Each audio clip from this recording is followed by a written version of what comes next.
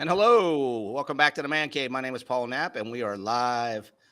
Got a special show for you tonight. Two special guests that I did not announce that they were coming, so it'll be a special plug for everybody tonight to meet these guys. A couple channels I want to plug tonight before we get started. First off, Chasing 80s Toys. Chasing 80s Toys. If you guys are not subscribed, check them out. Collector Guys and History in Small Scale. Last week I did a live stream with 1/32 scale toy soldiers, and this is just another one of the 1/32 scale toy soldiers that I follow. It's called History in Small Scale. So if you're into toy soldiers, check them out.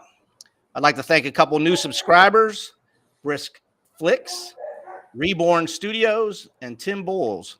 Tim Bulls, I appreciate it. And just to mention, I've gone over 2,000 subscribers, so I appreciate it.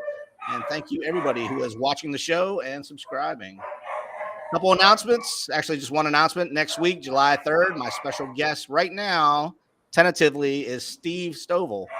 Steve is putting together the Kentuckiana G.I. Joe show. He's the coordinator for that.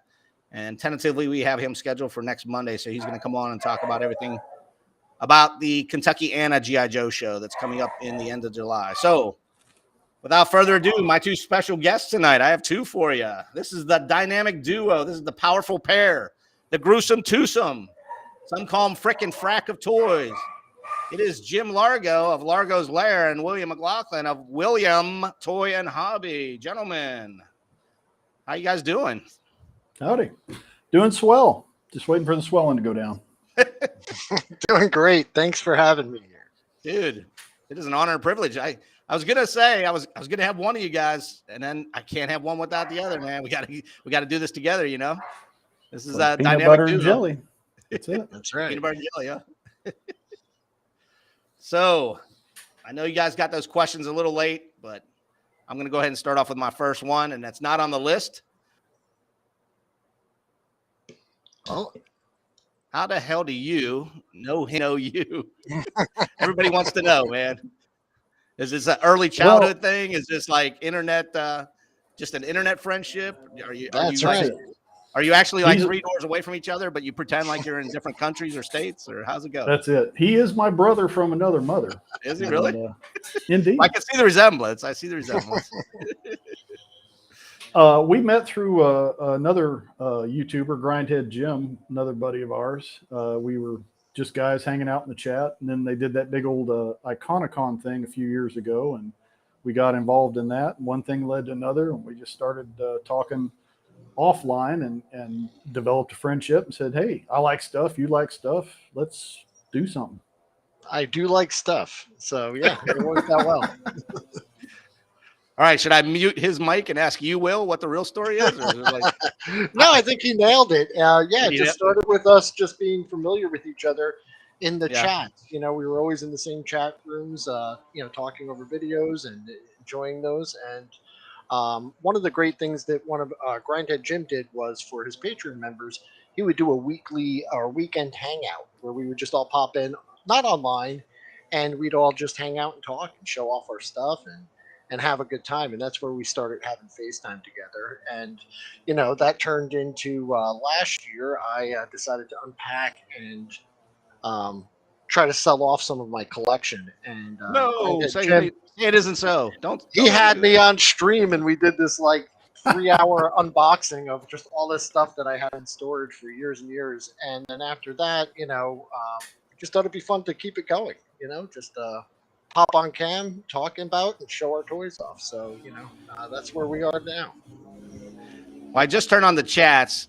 I don't know if these guys are real or not. Maybe they're friends of yours, maybe not. This Bjorn guy? That's right. Yeah, Bjorn is our mod. I don't know. He says you guys are hacks. He said you guys are two hacks. So I'm you know. That's great. I'd agree, you know, and just about Jim, I think it was just at the beginning of this year, we decided to start our own little show. So we do the AF3 show. It's Explore the Lore. We explore the lore of the Valaverse Action Force characters and their backstories. We just finished Series 1, and we're heading into Series 2 pretty soon. So we're looking forward to that. Oh, uh-oh. Yeah, Largo does that. Did you do that on purpose or what? You do that on purpose, or what do you do, dude? No, that's the that's the your two internet? squirrels. Yeah, it's the hamsters running the wheel, trying to keep the internet running. Dude, you gotta keep them well fed, bro. We have Big Boss Jack with us. We have Michael with us. Weird, fantastic toy adventures. That must be one of your guys because I don't. Bill's another good friend. Yep. All right. Well, I'm glad we're doing a little crossover here because ever since I discovered your channels, and I actually discovered you guys through Jeff and Adam. Yep. And I was like, awesome guys. I said I'm old. These guys look old. We probably share the same stuff, We're until vintage. you went to until I saw your review of the Joe Fest last week. I think you're a traitor, dude. I think you're a lot younger than you portray. You're really into the 3 3/4 stuff, and that's like taboo on our channel. We're all 12. Oh, is it? Oh, no. So you might get some backlash for that. Yeah. Now I love it all. So that's my favorite scale, but it's not. I don't put one scale above the other. As long as they're fun, I'm willing to play with the toy. So. Yeah. So what is your first love, though? If I had to go back and say 3 3/4 inch GI Joe. Really? 3 3/4? Yeah, that's my favorite. Yep. Yep. Mr. Largo, what about you, sir? Bacon. Bacon is my first love. After bacon, it's bourbon. Let me rephrase bourbon, that. Toys. Okay. What is your favorite? Yeah. I'd say my probably the Mego superheroes, the 8-inch guys. Those were some you and Adam ones. connected, huh? Oh, I loved those when I was a kid. That and Steve Austin, $6 Million Man, of course, the fuzzy head Kung Fu Grip guys from the Adventure Team. Yeah. Trying to read some of those chats. Will, you're better at that stuff than me, man. You're like, when you guys go live, you're reading chats and he's talking, and then you ping each other. That's what I need. I need a producer like you to run my show. I'm here like looking at my paperwork and trying to ask you guys questions, and you guys working. You guys, I got to take some lessons from you two. Yeah, it definitely helps to have somebody in the chat to be your magic wrench or administrator for the chat, and then we just bounce things off. We both have that particularly twisted sense of humor, so that helps. Yeah, I got a sarcastic sense of humor, and sometimes my guests don't get it. So I'm doing a lot of I'm usually apologizing a lot after the show. If you didn't get that. Kirk Bozigian, I don't know if you caught that episode that I had. Yes, I did. That was fantastic. Dude, I made up that intro for him. It took me a week to think of that. Oh, my God. And I saw his face in the green room. I'm like, oh, shit, he's going to kill me, man. He's gonna hang up on me. I know it. But he was a trooper, man. He stuck it out. So. That's it. You can't take it all too seriously. Nah, man. It's just old dudes talking toys, right? That's right. It. I'm with Big Boss Jack here, a bacon slaw burger. Now that's my language. I'm digging that. Hell yeah. Now, again, let me tell you about Big Boss Jack. So he's followed every single one of my shows from day one. All right. Nice. But he's never volunteered to come on, and we don't know his real name. And lately, certain AOA members have not been chiming in or calling in, so we're thinking he might be a hitman, taking us out one at a time, and he's saving me for last. So you guys might be, if you're going to be AOA members after this, you might be on the hit list as well. Hey, Paul, when you don't see him in chat, that's when you have to worry. That's when you got to worry. I know. That's right. Then he comes up behind you. That's it. If you get somebody knocking on the door saying Candygram, time to run. Hey, my next question for you guys. And I take this very seriously because, as you can see, I'm in my garage. This is my man cave. The garage doors open a lot. All my neighbors know my hobbies. Do your neighbors know about your hobbies? Because every FedEx guy, every UPS guy slows down, takes a picture. Are you worried about this? I said, no, I got 3 cameras looking at you right now. I'm not too worried about it. I'm more worried about them getting dusty than I am worried about it getting stolen. What about you guys? Do your neighbors know what you do, or are you closet collectors? Nobody knows. Well, I am a closet collector. I really, although my entire living room, dining room, which I'm sitting in now, and so if anyone comes over, it's obvious. But no, I don't really talk about it much at work. As a matter of fact, I went to Joe Fest. I took the vacation. Most people asked how it went, and then some people just out of curiosity asked where I was. And when I explained what I did, they kind of just looked at me like, what? Yeah, most people don't get it, and I don't even try. I don't even try to explain it to people. So no, my neighbors don't really know much about what I do. Obviously my landlord, and every time someone has to come over to fix something, they always look around, and I got to give them the explanation. But for the most part, just close family and friends know about what I do, and all of you on the internet.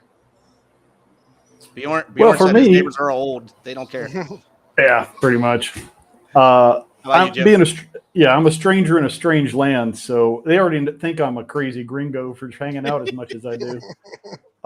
Most people, especially neighbors, here folks aren't as neighborly as we are in the States. I mean, they're nice enough. You meet them on the street. I take my dogs out for a walk, things like that, but they don't really come over. We don't do barbecues or anything like that. So when people do come over, if they come into my office here at the Lair, it's like opening the door to Narnia. Their jaw drops. They're like, what the hell? Because, in this culture, people don't collect toys. It's not a thing. Some of these characters they've probably seen if they've, watched an old rerun on TV or something. But for a lot of them, it's kind of a shock, pleasant one. But it's kind of fun to just open the door and say, oh, hey, yeah, come on in. There's like, what the? I see a lot of guys like, I can't think of somebody off the top of my head that I saw last, but they would do room tours and my collection, and go through, and I'm like, holy crap, they got every IKEA shelf filled with stuff, and I'm like, but do your neighbors know, or just the internet people know? I always wonder about that. It's like, do your neighbors really know what you have, or is it just? Yeah, I found most people just don't get it. They're usually like, well, do you do it for the money? Like, is it worth something? And then, trying to explain it beyond that. Yeah. So usually I'll just say, yeah, that's why I do it. Because everyone can relate to that. That's why I opened up 500 GI Joes and put them on the shelf, because it's for the money. For the money. Yeah. Plastic has to breathe. I tell people, I say, man, I play with my toys. It's like, but you're 50 something. It's like, so. Yeah. I like it. A good buddy of mine, MIB, Minton Box. Do you watch him at all? Johnny Cedric? No. Oh, dude, he's got every GI Joe, every 1/6 scale still in the box. I'm like, dude, how do you do that, man? And he's got them. He's got every one, man. I'm telling you. But it's just, you got to check his show out. MIB, Minton Box. So, all right. Yeah, I couldn't do that. Toys have to breathe, man. You got to get them out of the box. They're just toys, man. They're just toys. That's what I always say. So, do you have your collections insured? I don't think I've ever asked anybody on my show that before. I mean, I don't know if your collections are big enough to do that, or if it's worth the extra money, but do you worry about the forest fires down there where you're at, Jim? Or there are some natural disasters. I'm not too far away from a couple of active volcanoes, so that's always fun. But no, my collection's kind of eclectic, but it's just stuff, Yeah. Some of it's valuable. It's probably more valuable than I know. I don't really chase the prices on them, but I buy what I like. I put them up. I do a little toy photography, and I don't really think about it. Will? Yep, same thing. I don't have it insured. I've never really thought about having it insured. I figure some of the stuff, it is funny because some things you think are worth something, you look it up and it's not. Because I found a thing and I'm like, is this worth something? I look it up and I'm like, it's not really worth it. And then other things that you thought really didn't have much value other than to yourself are very, valuable and desirable. But no, nothing insured. I really don't worry about it too much. I figure it's just stuff. It's just stuff that I enjoy. So, if it goes, I don't know, Will. That My Little Pony collection is worth its weight in gold. You should insure those. They should get their own glass shelf. So I know you met up with Bjorn down at the show. I did. Yep. So it was his have you first seen his collection? He said his isn't insured. No, I have not seen his collection. I've seen pieces of it, but never like the whole thing. He's never done a collection tour. Toys are meant to be played with. You got that right, brother. So, all right. Well, let's move on to some childhood questions, shall we? What was your best childhood memory regarding your toys? Doesn't have to be G.I. Joe or, whatever your favorite toy was at the time. Got any favorite memories? My absolute favorite memories are packing all of my stuff up into a box heading over to my buddy's house and setting up like epic battles in his backyard. That's the kind of neighborhood I lived in. There was a lot of kids in my, area, so not everyone had that same experience, but or we would push all the furniture aside in his living room or my living room, pull up some house plants, set guys up in there in sniper positions. We'd probably spend, you know, 80% of the time just setting up. Oh yeah. Another 10% fight arguing over the rules of who could do what and what was what.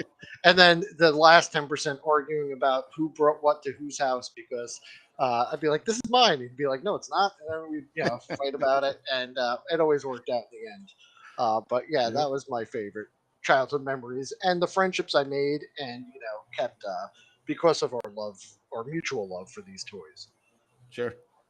Jim, what about you? For me, I think it was living in Scotland. My dad was in the Navy, and he got stationed at the USS Holy Lock, a submarine tender. And we were in Scotland for a little bit and learning about Action Man. I mean, I knew about G.I. Joe, but I didn't know about Action Man. You go over there and you go into the shops, and this was like 76, 77. So Action Man was, just there was a little bit of stock left in, but they'd gone on to the little fellas, the 3 3/4, the Action Force at that point. But there, there's still some old stock in the toy stores and stuff, and seeing this whole nother side to the 6-inch Joes and their cousins in the UK, that was kind of cool, and adding those to the collection. Yeah, I didn't know anything about Action Man until I met Analog Toys, and then I was like, what? Same here. So it was like when I started watching his videos, reliving your childhood. It was almost like getting another childhood, learning about all these toys that I didn't know existed, that existed parallel. And Big Boss Jack there says, does dirt bikes count? Absolutely, those count. Absolutely, man. Because that was also a ton of fun, was going to some woods or some construction site, even though G.I. Joe warned us not to on the little after episode safety snippets there. But yeah, we would just do jumps, ride our dirt bikes. Oh my God. You made some Evel Knievel ramps, I'm sure, in a day. Yeah. We had a hell of a time. So dirt bikes absolutely count. You guys know Michael Bowenski? Medic Mike. You might know him as Medic Mike. He does all the repairs on all the talking G.I. Joes, the talkers. A lot of people send them to him. So that's thanks for joining us tonight, check Mike. That out. Definitely check him out. He's out of Texas, I think.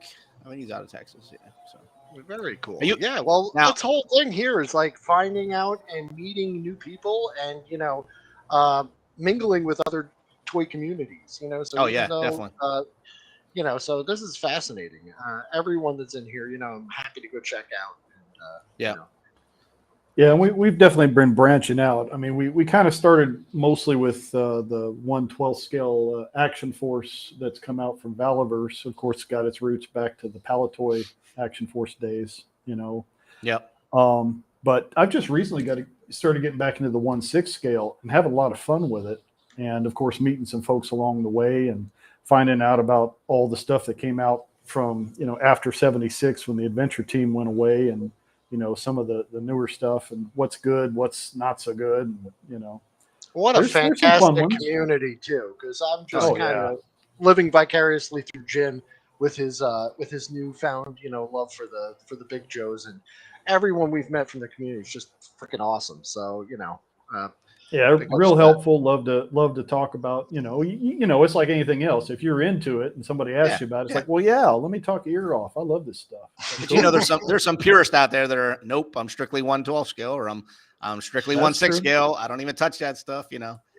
I just go to the shows and I like all the stuff, man. It's toys to me, toys are toys, Yeah. So and everything has its advantages. I'd say with 1/6 scale, if you're doing outside toy photography, they're the best because they really work in outside scenes. 1/12 scale has some advantages when you're doing stuff with dioramas and putting stuff together. So and if you're doing a lot of vehicle stuff, the 1/18 scale has some advantages. So it's a little bit something there for everybody. Bjorn said he's from Oklahoma. I wonder if he's ever been to that G.I. Joe museum down there. Have you seen that? No, it's in Oklahoma. Yeah. I'm trying to remember. It's like Wolf something, Oklahoma. Oh, really? See if you can answer that. Yeah, they got a YouTube channel. They just started that maybe 2-3 years ago. A guy started a GI Joe museum down there. So, that's awesome. Interesting. Yeah. So we went over the childhood memory. Tell me, do you have any friends from childhood that you still stay in contact with? I do. Yeah. Not none of them are as heavily into it as I am, but I do have a couple of friends that dabble in collecting. They have some stuff, and Yeah. some of that's just their childhood stuff, and through pictures and talking to them, they've pulled their stuff back out. But yeah, no one that even comes close to the amount of stuff that I've collected. But yeah, I do have childhood friends. Yep. And Jim, we know you were adopted and you were Yep. put in an orphanage for 18 years, but you still friends with anybody? Yep. Adopted and found in a wicker basket floating down the river. Raised by wolves till you were 14. That's it. No, we being military family, I had more addresses and birthdays growing up, so I never really kept ties to most folks. Whatever base you get dropped on, it's like, okay, well, you get in where you fit in and figure out who's doing what, and But no, I haven't really kept ties with anybody. Okay. Oh, Bjorn said he did. He's been to that museum. Very cool. Yeah. Yeah, I think it's mostly the vintage stuff that he has there at the museum, though. 1/6 scale. So, I know you just came back from Joe Fest. We've seen the 18 videos that you posted. That was pretty cool. Are you attending any other ones? I know I'm trying to get to the Kentuckiana this year. That's going to be the 10th. No plans. Oh, I'm sorry. I am attending one in September in Philadelphia. I forget what it's called, but I was going to see. Actually, there's a band, Stan Bush. He's the musician that did the soundtrack for the 1986 or 87 Transformers the movie. He's appearing with a band called the Cybertronic Spree. They dress up like robots. They're like a cover band. They're totally awesome, and they're playing. So I'm going there to see the concert. And I'm attending, I think it's called, I don't know, Awesome Con or something. But it's in Philly, September 9th. So I'll be going there and maybe picking up some stuff. But other than that, it's not a G.I. Joe show specifically. No, it's just a toy show. But yeah, I'm just going to see the band and meet Stan Bush. So got to get yourself a cheesesteak while you're there. And if they try to put cheese whiz on them, you smack them. That's not a real cheese. Cheesesteak doesn't have cheese whiz on it. That's a tourist thing. It's not a Philly cheesesteak if you don't get the cheese whiz, bro. But I do plan on going back to Joe Fest next year. I'll definitely be there next year. And hopefully, have you ever attended the Kentuckiana? Because this is my first time there. No, I've heard great things. They said it's more of a 1/6 scale show than it is a 3 3/4. But all those shows have a little bit of everything. Yeah. They'll have like the main thing. I was a little disappointed with Joe Fest did not have a lot of classic vintage G.I. Joe stuff there. It seems to be dwindling over the years. I'd asked some buddies to look out for an eagle eye for me, and they're slim pickings. Most of the stuff there was the 3 3/4 Joe stuff, plus a whole lot of new IPs that are coming up. A lot of new guys are doing the O-ring figures. Yep, it's just coming out of the woodwork this year. It's crazy. Sorry, Michael. I made you a honorary Texan. You're actually from Wisconsin. I see that now. Oh, Tim's here. Thanks for joining us, Tim. He's a regular on my show. Very cool. From Washington State. So I guess it's 5 o'clock out there or something, 5:30 maybe. I don't know. All right, next question. Do you guys still walk you probably don't even have Walmarts or Targets down where you're at, do you? Nope. No.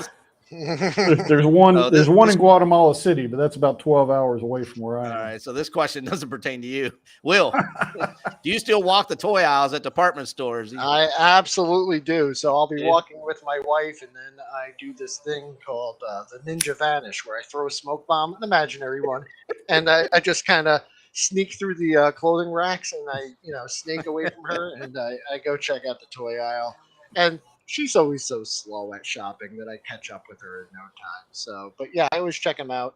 Usually disappointed, sometimes pleasantly surprised, and I'll pick something up. But yeah, she wants to. Yeah, she's talking about the new waffle iron. Turns around. Where's Will? Like, I just throw the smoke bomb, and I'm gone. He's gone. He's gone, man. I got to try that one. That's a good one, man. What is your most treasured item in your collection? Now, when I say treasure, it doesn't have to be the most expensive one, but what one means the most to you? In other words, your house is burning down. You got to grab one toy. Which one you walking out with? Sure, I still have a small box. It's like a collector case. It was Tyco made compatible with Lego kind of blocks. I don't have any of those blocks anymore, but I have a little case. And that's where most of all my surviving childhood toys still reside. Oh, wow. So I don't have them on display, but it's an assortment of G.I. Joe, He-Man, Transformers and whatnot. But I would probably take that with me. Those cool. are the ones that, I had them since I was a kid. So Sentimental value there. Yeah. Jim? I've got kind of an eclectic collection, but I'd say probably one of my most favorites, probably the first thing I'd grab is this guy. Remember this fella? Oh, yeah. Sure. Underdog, yeah. Yeah. I found this a couple of years ago. I don't even remember where I got it, but just a good representation of the character. And I'll see if you can hear him here. He'll yell at me. Underdog. Yes. Just sounds you got to respect a superhero that can speak in iambic pentameter. You love to rhyme. What did Bjorn say? What is his? Oh, a Lego set? Oh, a Lego set. Oh, that he got from you. Will. Yeah, that he got from me. Yeah.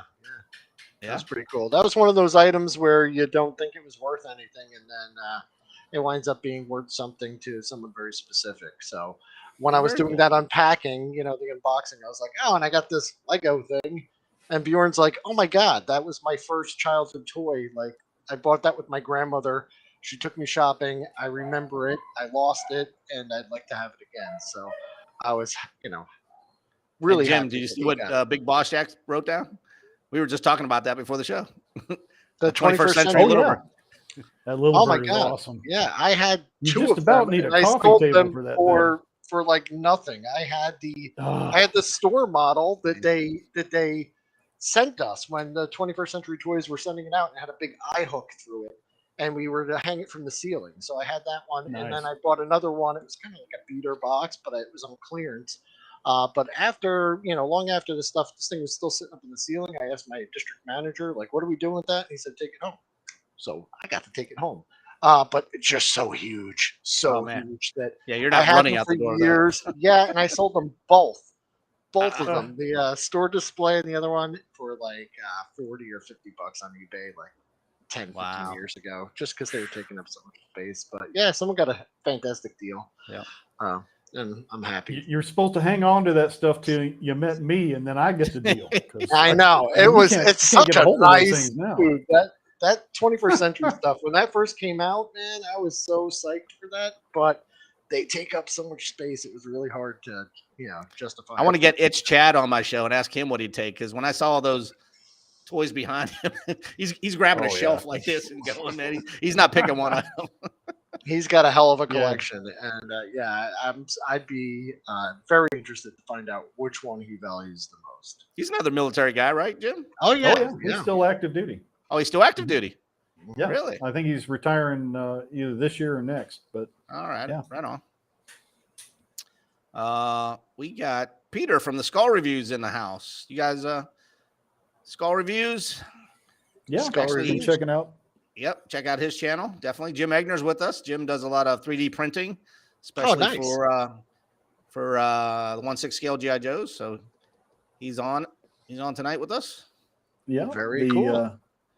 I'm gonna butcher the pronunciation, but was that the Schwimmelwagen? Oh yeah, the one that looks like the old thing. That was cool. Yes. 21st Century did a nice job on that one. Yep. But I like more of the Vietnam era stuff, so I kind of stick with that. But they did a lot of great stuff from World War II as well. Oh, yeah. Yep.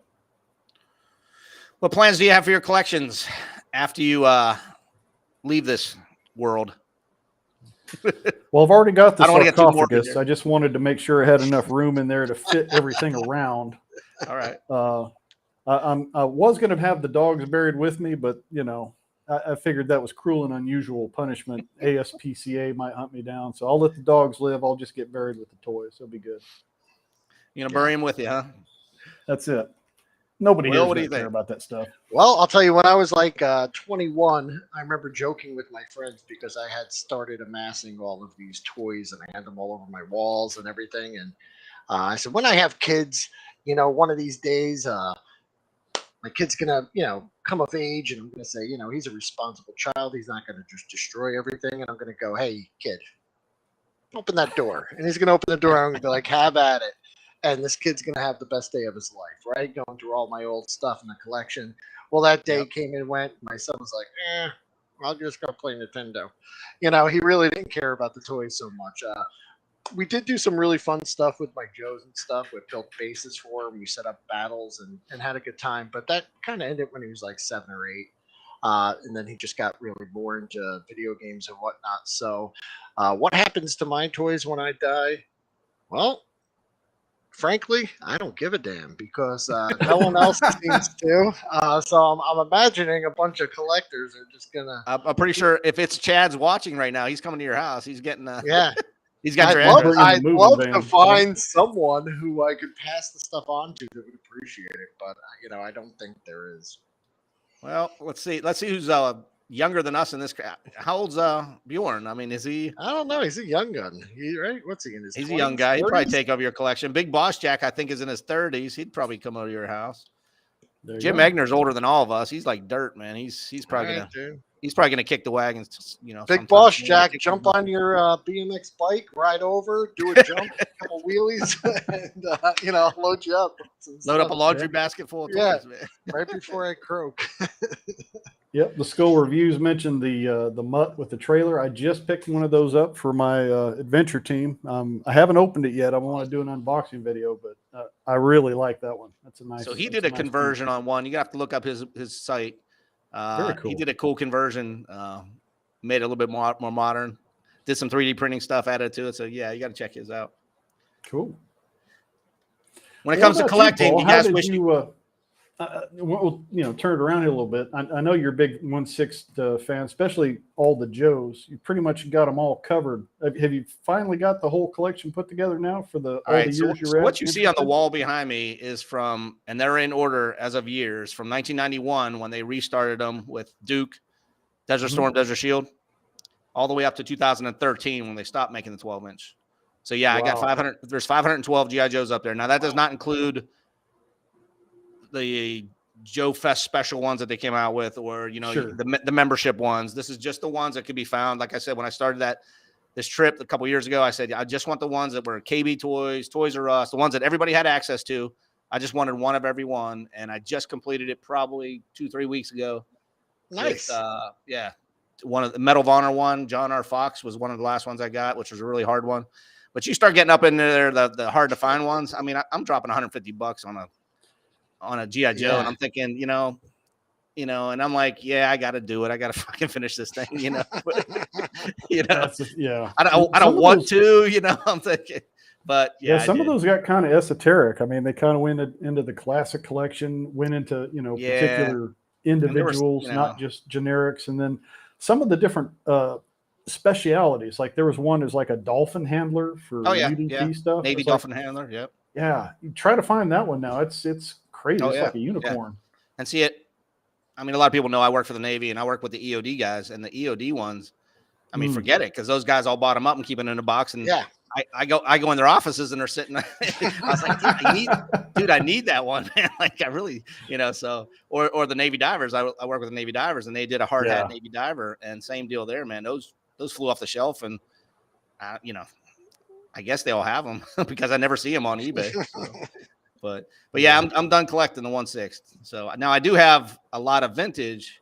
They're up in the attic. They don't come out. I complete one, bag it, tag it, put it in the attic. So when it comes to the adventure team and the vintage World War II, 64 guys, I probably got 120 of those, 150. I don't know, somewhere around there. So very cool.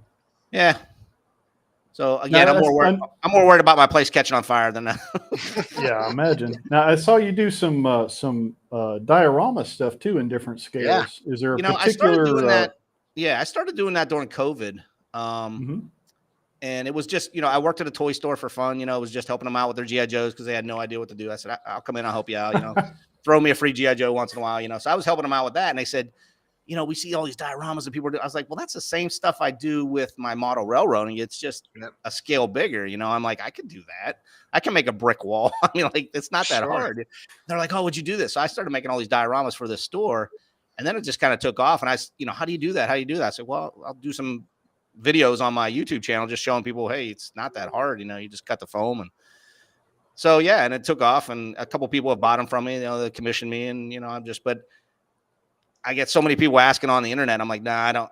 I mailed 2 of them before and I got damaged. I'm like, I'm not doing that again because it's just so much. I said, if you're local, I'll make it for you, you know, but nothing that I'm mailing anymore. It's not worth it. Is there any particular historical battle you'd like to recreate? Anything that really trips your trigger? Or? Well, I'm really into the 1/32 scale plastic toy soldiers too. Yeah. So I just finished the Alamo diorama. Nice. That was 10 foot by 6 foot. Oh, wow. So, yeah, it was probably one of the largest 1/32 scale dioramas, you know, and, you know, I didn't have 2,000 soldiers out there, but I had close, man. So. And I'm not a 40-year-old virgin. I don't sit there and paint them all. So don't. I collect them. I just put them up, and then they get bagged and tagged and put in a closet. So yeah. Well, yeah, it looks awesome, and it looks like a lot of fun. So I wish I would love to do something like that. So when I started this channel, I was, you know, I just had 4 things. I had the GI Joes, I had Star Wars. I'm really into the 3 3/4 Star Wars because I had them as a kid growing up. And then, you know, it kind of took off with the diorama thing. And then at Christmas, I always had toy trains because we always put trains up at Christmas. I mean, that was just a, I don't know, Pennsylvania thing, I guess, or northern, you know, northeast thing kind of thing. So, but yeah, other than that, I mean, but the 1/6 scale, once I started talking about that and joining all the Facebook, it really took off. And so, yeah, that's whole nother genre of collecting. Guys that are into model railroading. Some of those guys are deep into it. Got a whole the attic or the basement turned into a whole town and all that. It's crazy. I've seen some of these guys, like, they'll rent a space, like a warehouse space. A bunch of guys get together and they'll set up a thing in there, and I'd love to do something like that. Well, see, I live in Virginia Beach, and there's no basements here because we're at the water table, so everybody's on a slab. So you either have it in your garage or you don't have it, you know. So I do it temporarily. It'll be back here, and again, it's 6 foot wide by 12 foot long. It takes up the whole garage, and, you know, and it takes me about 2 months to get it ready for Christmas. And I open a garage door up at Christmas, and all the kids come in, and, you know, for about a month, and then I take it all back down. So yeah, moving around a lot. We only had like the one Lionel train we put around the Christmas tree. That was about it. But I enjoyed that when we brought that out every year. Yeah. Are you keeping up with these questions here, Will? Or are you? That's your job, man. Oh, okay. You got your glasses on. You got your glasses on, so you got to keep. Bjorn is introduced us to this. What do they call it? Dime Novel Legends. They're like a 3 3/4. They do a Western series. They've done, you know, all kinds of stuff. Kind of a Wyatt Earp type knockoff. They've done some Alamo figures. They've done some other stuff. So if you like cowboys, that's about one of the only modern toy companies that's still doing them. Huh. I used to have like an old, I guess, was it Marks? I can't remember the company. Had a Lone Ranger and Tonto. Yep, Marks came out with those, and well, geez, they're the ones that did all the play sets. You know, Battleground, Navarone, Fort Apache. You know, those are all Marks. Those were awesome. Yep. And now everybody's 3D printing with resin, so they can make anything you want. You know, I bought some stuff from Sweden, I think, and they just tell me, you know, when I was making my Alamo thing, I said, hey, I don't have enough injured guys or dead guys. Oh, well, you know, tell us what pose you want. You know, right arm up, left arm up. We can make anything. I'm like, really? Like, yeah. Will's got a PLA printer and a resin printer, so he dabbles. He keeps threatening to make me some stuff for my dioramas, but he needs to get a what do you call that? A round to it. Everybody needs one of those in the workshop. Hard to find those. Yeah, it's hard to find the time, but it is something I really enjoy.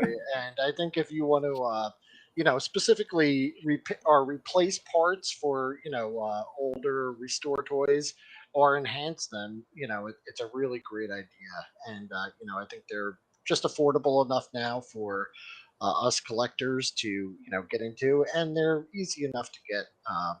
It's not for everyone, but, you know, I love showing people, you know, how to get started because I was just curious, and you know, I'm no one special, and I've been able to make some pretty cool stuff. So I think anyone could do it. Do you use Thingiverse? Do you use that? I do. Yeah. Okay. I'll use that. 'Cause And Pete that's watching now, he started doing that, and he said yeah, you can find a other lot of repositories, you can find stuff that's made. You could even kind of, kind of digitally kit bash that kind of stuff. You could remix it, so to speak, Yeah. and then kind of make it your own. So that's really fun. Very cool. Yeah, Will just got into kind of a neat one, the MASH from the 4077 from the TV show. You got what was it you got first? The helicopter, and then you did some 3D No, parts it was to the repair it, or figures. It the was figures? actually the 3 3/4 inch figures. When I got back into I got back into collecting around 2018, and I was looking at other lines, I guess, other than GI Joe. Specifically like the O-ring lines. Yeah, and I discovered that MASH 4077 stuff, and I never even knew they made them. And I was able to score pretty much all of it for way lower than what they usually sell for. When I saw the prices on them, I was like, I'll never have those. But yeah, I luckily came across a complete set of the figures and the Jeep and the ambulance. Then I waited a year or so. I was able to find the helicopter, missing a few parts, which I 3D printed and repaired it with. And then just at Joe Fest, I came across they made a 4 foot by 4 foot play mat with a bunch of buildings, that you put on there. I mean, it's so was that vacuum form, or was it just a? Yeah, it's a bunch of vacuum form building Okay. parts, and they're very fragile. But I'm really looking forward to getting that displayed out on a table, getting those buildings up there, and then either just probably 3D printing any of the replacement parts I need, and just doing like a shoot of all those toys together. And So was that okay? So when I was growing up, I had a MASH set, but it was like Matchbox scale. No, this I is think bigger. this is was 1/18 scale. Yeah, this is for the 3 3/4 inch figure. Because I know they made a MASH train. I don't know if you HO scale train. Yeah, I remember that. I had the GI Joe one. They branded a bunch of different, things. Yeah. So yeah, that's something I look forward to getting up there on the channel eventually, and then probably packing those up and putting them away because they're pretty old and pretty fragile. So. Oh yeah. That's the do not touch sign that comes out when those come out, right? Mm-hmm. Hey, what do you do when the grandkids come over? You just you hide everything in the workshop, or what? No, I've had a couple casualties. Most of the stuff I put on the, I kind of put bait stuff on the lower shelves. Things that they can play with. The modern like Spin Master Batman figures and stuff like that, and then some of the I'll buy vehicles like old vehicles I find at Goodwill, or just incomplete ones, and I'll just throw them. I have a bin of figures. I'll throw them down on the floor, and they can play with those and all the vehicles. But yeah, I did have one of the granddaughters really liked the way the Hiss tank looked, and I was like, okay, you could play with it. But yeah, I got a little messed up, but it was all right. It's all right. I got plenty of them.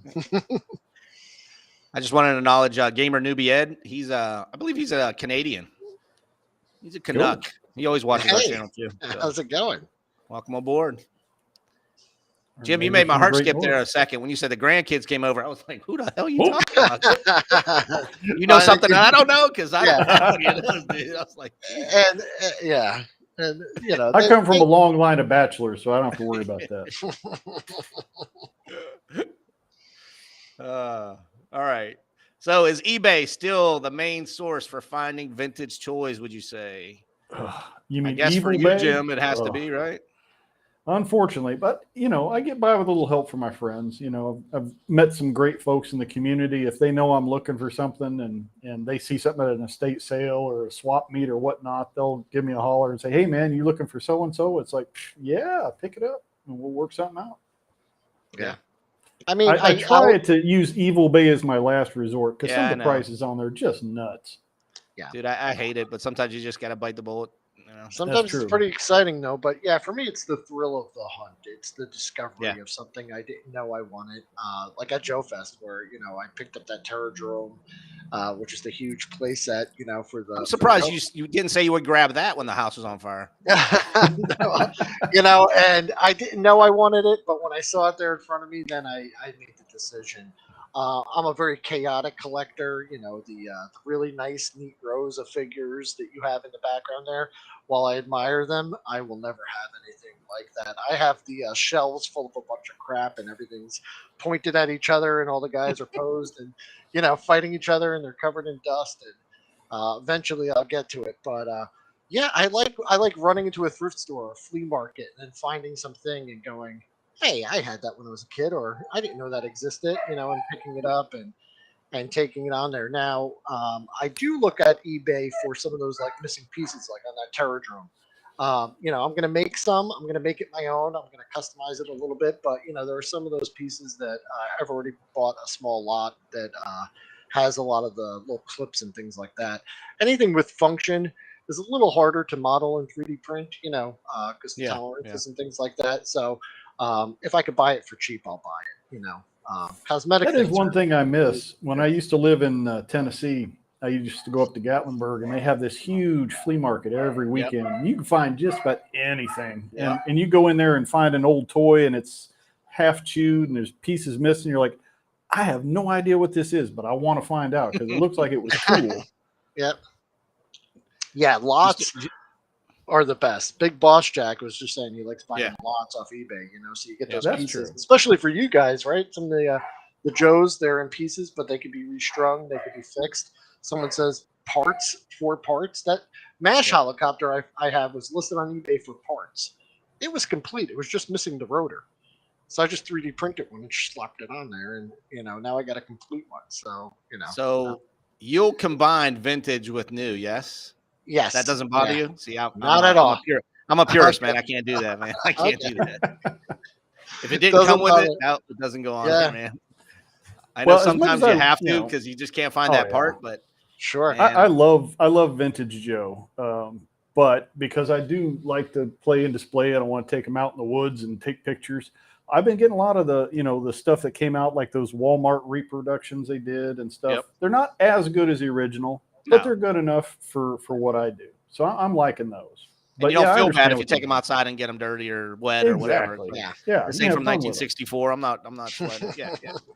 That's what I do when I do some toy photography too, man. So yeah, Gamer Newbie saying that he found an Action Man for $7 on eBay, but the shipping was $40. I hate when they do that. Just put the price you want up front. I hate that. We'll make it up in the back end. Like clickbait. Yeah, they're sneaky like that. Yeah, we're getting close to the end of the hour, man. You believe that? Yeah. Well, hey, what do they say? Time flies when you're having fun. I'm having Absolutely, fun. Man. Old guys Tim was saying 21st century toy lots. Those are 21st century toy stuff you can usually find at a good price. But any kind of vintage Joe stuff, people act like it's, the Holy Grail. It's like, come on, man. Nah. Yeah. Well, it's the distinction between like complete and in good condition versus incomplete and maybe in poor condition. And to most people, they just think they have it. They look up the name and then they hold it up like it's a treasure. When as a collector, how much work it still needs. Yeah. And Well, if you know some of the guys in the AOA, Adam, Jeff, and Pat, and Peter, like these guys will refurbish those things. They'll do all flocking. The flocking looks better than the the stuff it came from. And I'm just like, man, like I never got into redoing that. You know what I mean? And Adam will sew stuff, and Jeff will. I'm like, dude, it's impressive. You guys are really. That's too advanced for me, man. They're dedicated to and especially like with Jeff. Not only does he restore them for the love of restoring them, but also for the next generation. He plays with his Joes with his kids, and it's like, hey, man. You're making sure there's another generation of toy collectors that'll appreciate that stuff. Kudos, man. That is awesome. Yeah, if you could make that connection and link the generations like that, I'm all for it. Yeah, I tried that with my stepson, but as soon as he found Minecraft on his phone, he was done. I haven't played with a toy since. We talked about that with Kirk Bozigian, I think, about the new generation and what's happening to the 1/6 scale. Is it going away? Is it staying? And it was kind of 50-50, It's like everything is like kids don't have imagination. If it's not on the screen, if they don't know when the next scenario is coming for them, they can't do it themselves. That's a shame. And you know, I feel like that's a big miss on Hasbro's part. The adventure team is made for kids. It really was a way of taking, you know, if you're not into collecting for the sake of war memorabilia, if you're not into military, the adventure team is great because it was a great genre for letting kids use their imagination and just have fun. And they should bring it back. Yep. Yeah, the adventure team, man. I mean, what they say, they took a lot of their adventures from National Geographic and stuff like that. I mean, they didn't have to have a backstory. It was there, you know. And I think they're really, you know, missing a really great opportunity by, you know, not doing that. I got one more question for you before I run out of time. All right. You got it. Would you have done something different regarding your collection if you had to start over again? Will, I'm going with you on this one.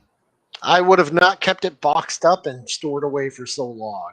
I think I let it go, and I should have just had it out and been loud and proud about it. You know, just had it out and displayed this whole time, because every time I look at it now that I've had this stuff out for like the last 4 or 5 years and I've had it all displayed, I go, why wasn't I doing this sooner? Now I could just walk over to the shelf and pick something up and admire it, play with it, or do something with it, take pictures of it. And for years, I just kind of left it sitting in garage, crawl space, storage, you know, outdoor space. And because it wasn't really acceptable to have all this stuff out, you know, in the open like that. And I just kind of, when we moved into this place, I had to talk with my wife, and I just said, listen, I got all these shelves and I'm throwing all my stuff on it. The kitchen is now the man cave. That's right. Hey, Leonard Toys is with us. How you doing, brother? Hey, that's another person I'm trying to get on my show. Okay, cool. Go ahead, Jim. Same question. I'm sorry, and then I got another one for you. All right. The never-ending battle is finding enough shelf space. Trying to find a shelf system that's modular, that can flex, so that as your display grows and changes and your tastes change, you can change. I've changed these stupid shelves probably 3 or 4 times, man. It's a pain. And there's never enough space. Never. Also, less XYs means more toy budget. Yeah, those are awesome. But you really got to plan your space for what you want to do. That's a tough one. I'm trying to read some of those. Are you looking at them, Will? Yeah, I am. You know, the Skull Reviews are saying kids aren't into toys much anymore, and they don't have good options if they were. Just look at what's currently on the shelves. It kind of sucks. Yeah. Yep.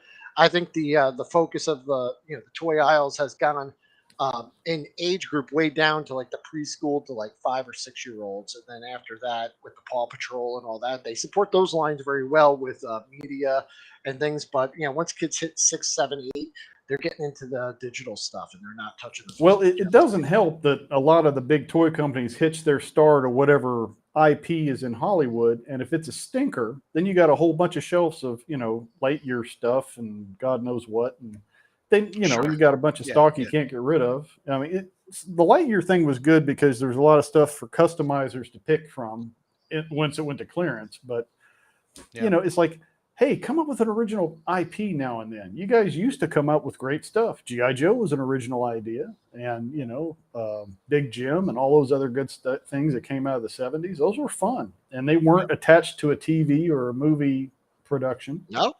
So, but kids had to use their imagination, see, and they don't. That's true. Problem. If it's not a movie or a video game, it's don't know how to do that, man. So, a question that's not on my list. If you got time to hang with me. Sure. Oh, yeah. Okay. I got all night. Being that you do live streams like this, tell the people that are watching how hard it is sometimes to get guests. You guys came through in a heartbeat for me, but I'll tell you, this is my 21st show that I'm doing. Okay, straight. I'll only miss 1 week during the holiday. Sometimes I can get guests, one call, boom, they're on, no problem. And then, dude, I am beating down doors. And they'll get to me. Yes, they'll get to me. No, they'll get to, you know what I mean? And then do you want to practice? You want to make sure your internet? Yes, no, yet. I mean, it is a pain in the ass. People have no idea because they always say, who's your next guest? I was like, I don't freaking know who my next guest is. Because I got 4 lined up right now for next week. but I'm not sure which one's going to come through for me. You know what I mean? Yeah. Do you guys have that Well, problem? Do you guys have that problem with your? Yes. Live streams are extremely difficult. We try to pre-produce some things. We usually try to schedule 1 to 2 weeks out. And, like with what we do with our AF3 show, we'll pre-record a section of it, and then we'll do a live section where we'll be interacting with the chat. That seems to help because it's kind of a little bit of a hybrid thing. Plus, we always have each other. It's like a tag team. It's like I can be Will's guest or Will can be my guest. So we've always got somebody on the screen to talk to. I'm not just doing a monologue like a villain. Yeah. But dealing with time zones is a tough thing. I live in a different time zone than most of the folks I talk with. I've got friends in the UK. I've got friends in Australia. And trying to get everybody together at the same time, same place, woof, that's a tough one. I get the question why I only have 6 people. I was like, I can't handle 6. What do you want me to have? Like 11? Like, holy shit. I'm like, it's hard enough with 3 or 4 people sometimes. Man. Yeah. It's like trying to herd cats when you got more than 3 or 4 people on, that's a tough one. Will, same thing. I mean, yeah, absolutely. I mean, for the most part, everything we do, we do together. Even whether it's on my channel or Jim's channel, we're usually behind the scenes doing the same thing. But I would just say that it's a lot different when you're just hanging out and nobody's really watching you. It's a lot easier. So when we first started doing it, it was more like, hey, we're just hanging out, and then if other people want to join in, that's really cool. But like once people start asking you like, hey, what's the next subject, or what are we going to talk about next, and you feel like you're now kind of obligated to come up with something, it turns into a very different game at that point, so and you don't want it to be too scripted either, but you right. Yeah. Although that has led us to some good stuff. We started talking toys and pop culture stuff, and one of our guests was really into music, and so we said, well, let's talk about music, and we started doing that, and now we've had a lot of fun getting people who normally only talk toys. It's like, tell us your playlist, man. What do you listen to when you're hanging out and you're doing all that painting, painting your figures or putting something together. So you get different insights into folks, and just see where it takes you. So we try not to take it too seriously. Tim had to leave us. I guess his mom called him in for dinner, so he had to go.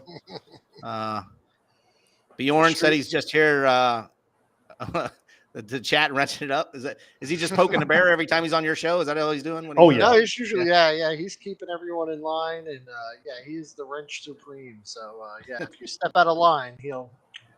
How about the cardboard guy? How's he? World Made of Cardboard. Yeah. Is he? He's a lot of fun. He's a lot of fun. He's great. Yeah. Somebody to get on my show maybe in the future. Yeah. If you'd like to talk about a world made of cardboard. That's what he does. Indeed. He's old school like us. Will's got to meet him when they went to Joe Fest together. Yeah. He's got a little bit of he's got an engineering background. He loves to engineer paper crafts, not just, he's got some great stuff for diorama stuff, but he's actually started building 3D figures in cardboard now. And it's a trip, man. I love watching him put stuff together. If you check out his channel, he has all the PDFs. You could download them, print them out, and try them out yourselves. I had a really great time building, the releases he's put out. Never thought I would, and I kind of suck at them, but they were fun. Like an origami thing, like a kind of. Yes, you take him out. He doesn't really use tabs too much, but just folding the stuff out and kind of putting it together. But his looked great. Mine looked kind of.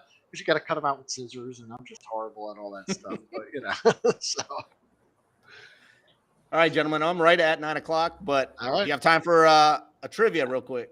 Absolutely. Sure. I always play a game at the end of my show. So tonight is toy trivia, Will.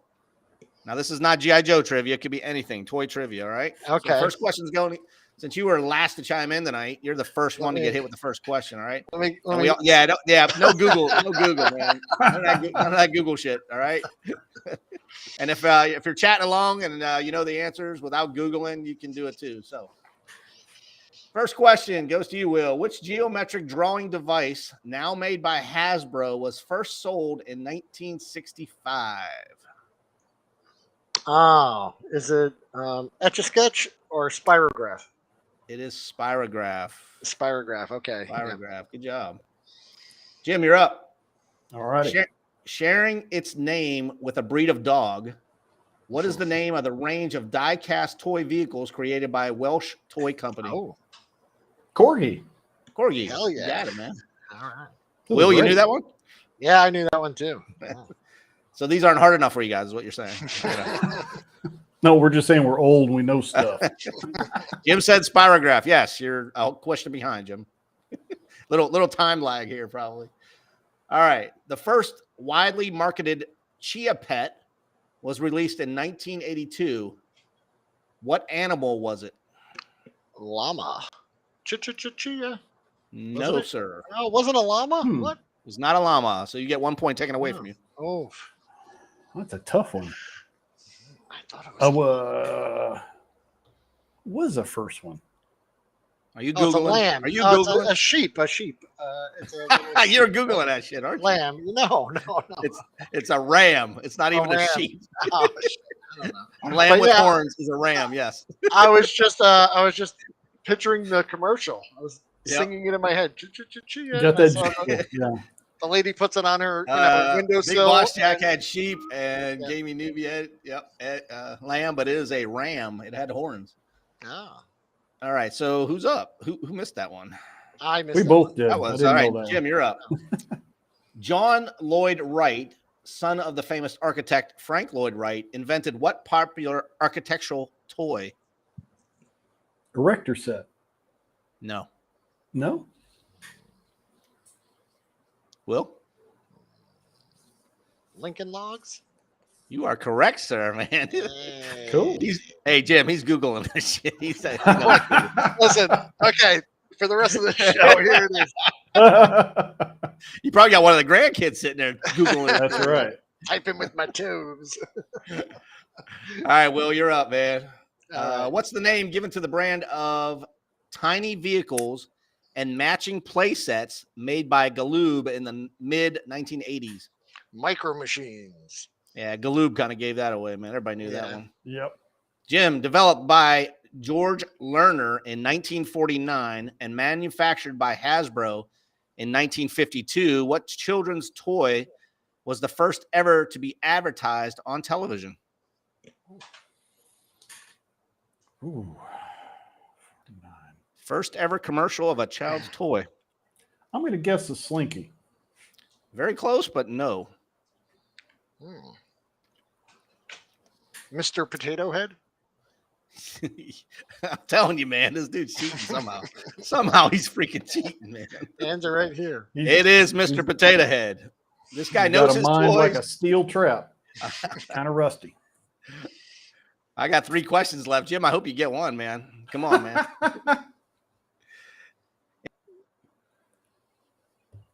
Hall of Fame in 2000.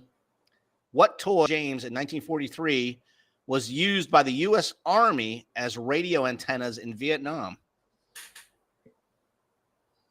Is that for me or him? Yeah, well, I'm going to give it to you because he's got every freaking Oh, one. okay. so far. That is the Slinky. That is the Slinky. Definitely. Yes, sir. I was hoping you'd get that one, man. And no, Big Boss Jack said yo-yo. No, it is not yo-yo. No. This children's arts and crafts product was originally created to clean wallpaper. What brand name was it given when it started being marketed as a toy in 1950? Play-Doh, right? Play-Doh. Yes, sir. Yeah. Last chance, Jim. We'll make this a 10 point question. All right. These play sets were invented in Germany, but gained worldwide popularity after the 1973 oil crisis pressured companies to make products with less plastic. What's the line of toys called? Don't say Lego. Don't say Lego. Don't say Lego. Because it's not Lego. German. I'm going to say Playmobil. Playmobil. Yes, sir. And you take the lead with that last question. Way to go. Woohoo! Nice, nice. Well, gentlemen, that's all the time we have for tonight. I want to thank you for stepping it up and joining Well, it was absolutely a blast. joining me in the man. man cave for once. This is Yeah, the man thank cave. you.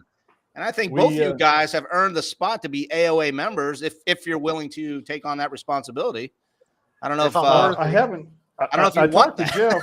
He said there's no secret decoder ring, and you know, I don't know if I can pass the physical, but we'll try. You do get discounts at Home Depot, 20% discount when you say AOA, and you get one free ice cream cone at Dairy Queen once a month if you say AOA member. So it does have its perks. It does have its perks, man. So, well, I would be absolutely honored, and you know, I just want to say, I'm going to go through the chat, and I know you mentioned so many wonderful channels. I'm going to definitely go and check them all out.